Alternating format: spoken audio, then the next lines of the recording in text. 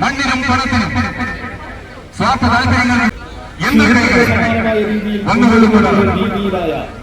ജനതയുടെ ആശങ്കയും പ്രതിഷേധവും അലയടിക്കുന്ന കാഴ്ചയാണ് ചെറുവത്തൂർ വീരമലയുടെ താഴ്വാരത്ത് കണ്ടത്.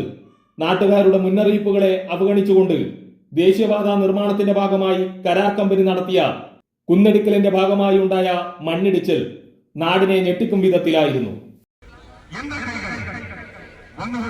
വീരമലക്കുന്ന് ദേശീയപാതയിലേക്ക് ഇടിഞ്ഞു വീണപ്പോൾ സംഭവ സമയം ഇതുവഴി കടന്നുപോയ വാഹനയാത്രക്കാർ മണ്ണിനടിയിൽപ്പെടാതെ രക്ഷപ്പെട്ടത് തലനാരിഴ വ്യത്യാസത്തിൽ മാത്രം.